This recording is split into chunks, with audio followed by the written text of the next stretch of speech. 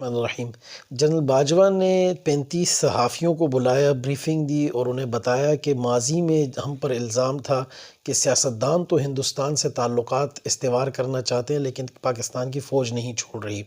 اب ہم ہندوستان سے ٹریڈ کرنا چاہتے ہیں، ہم تجارت کرنا چاہتے ہیں، ہم چاہتے ہیں کہ یہ جو 100 کروڑ کی آبادی ہے، 100 کروڑ سے اوپر کی، اس کے ساتھ کچھ لین دین ہو، ہماری زبان ایک، ثقافت ایک، وغیرہ وغیرہ فلاں ڈھمکا کا۔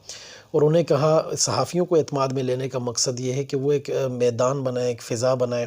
اور کچھ چیزیں ایسی اسٹیبلش کریں کہ آنے والے دنوں میں جو فیصلے کیے جائیں تو اس کی مزاحمت نہ ہو، اس پر لوگ رد عمل اس طرح کا نہ شو کریں، کچھ گراؤنڈز بنائے جائیں۔ دوسری طرف صحافیوں نے باجوہ صاحب سے کچھ ٹف قسم کے سوالات بھی کیے، تو اس کے جواب میں انہوں نے لائٹر نوٹ پہ ہنستے ہوئے کہا کہ یار عمران تو ہماری اتنی نہیں سن رہا کہ وہ بزدار کو ہٹا دے، اگر ہماری سنتا تو اب تک بزدار کو سائیڈ پہ کر چکا ہوتا، اور دیگر امور۔ لگ ایسا رہا ہے کہ کہیں نہ کہیں عمران خان بھی شاید ان کو کوئی ٹف ٹائم دے رہا ہے۔ میں اکثر اپنی نجی محافل میں دوستوں سے یہ کہا کرتا ہوں کہ پاکستان کے اندر بھی چونکہ اداروں میں دو قسم کے ذہن ہیں، ایک وہ ہیں کہ جو اس وقت برسر اقتدار ہیں، ایک وہ ہیں جو اس وقت قوت میں نہیں ہیں۔ تو وہ جو قوت میں نہیں ہیں ان کا الگ ذہن ہے، جو قوت میں ان کا الگ ذہن ہے۔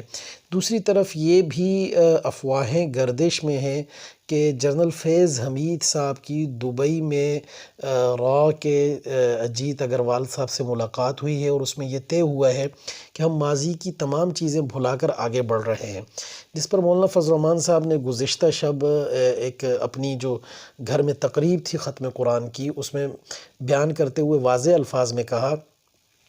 کہ ہماری فوج منتیں ترلے کر رہی ہے ہندوستان کے اور ان سے کہہ رہی ہے کہ یار سارے معاملات چھوڑ کے آگے بڑھتے ہیں، کیونکہ ہمارے پاس کوئی 24 گھنٹے لڑنے کی بھی اب صلاحیت نہیں رہی، پیسہ ٹکا نہیں رہا، معیشت تباہ ہو چکی ہے، اور ہم ان سے کہہ رہے ہیں یار خدا کے لیے ہماری جان چھوڑو، اور کشمیر تو ہم تمہیں دے چکے ہیں، اب آگے بڑھو زندگی میں، ہم نے جو کچھ کرنا تھا کر لیا، اب مزید اس پر نہ ہم لڑیں گے نہ ہم ایک دوسرے کو ماریں گے۔ لیکن تیسری طرف اگر دیکھا جائے، پاکستان جو اپنے پاس ایک میدان اور دنگل لگا چکا ہے کہ اس نے ایک نیام میں 2 تلواریں ڈال دی، چین اور امریکہ کو ساتھ، امریکہ کو بھی اڈے دے دیے ہیں، جیو نیوز کی جیسے خبر تھی، اور چین کو بھی، چین کی اتنی بھاری انویسٹمنٹ اور آلریڈی وہ اسلام آباد میں بیٹھا ہوا ہے، تو اس سب کے بعد یہ کیا کھچڑی بنے گی اور کیا صورتحال ہوگی، یہ سب کو سامنے صاف نظر آ رہا ہے کہ یہ دنگل کہاں لگے گا اور اس کے اثرات کہاں تک ہوں گے۔ لیکن اس سب میں ہندوستان کے فضائل اب جو علماء کرام سنائیں گے، ان سے ایک درخواست ہے کہ کشمیری مسلمانوں کو مت بھولیے گا، ان کے لیے کوئی راستہ نکالیں، ان کے لیے کوئی سولوشن نکالیں۔ ہمارے وہ شہداء، ہمارے وہ ساتھی جو اس کاز پہ شہید ہوئے، ان کو ضرور یاد رکھیے۔ اور آخری بات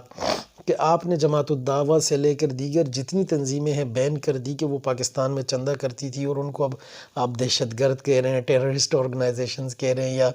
جہادیز، میں کلاسرا صاحب کو دیکھ رہا تھا، کہتے ہیں یہ جہادیز، بڑی حقارت سے، یہ جہاد قرآن مجید کی آیات سے ثابت ہے، یہ اللہ کا حکم ہے، اس لفظ کو مذاق نہ بنائیں۔ الحمدللہ ہم نے جہاد کیا تھا، کیا ہے، کرتے رہیں گے، یہ ہماری ایک شرعی اصطلاح ہے، خدا کے لیے اس کو مذاق نہ بنائیں۔ آگے بھی آپ کو پھر ضرورت پڑنی ہے اور آپ نے انہی کا استعمال کرنا ہے، ہمارا کیا ہے، ہم تو بیچارے ویسے بھی استعمال ہوتے آئیں گے،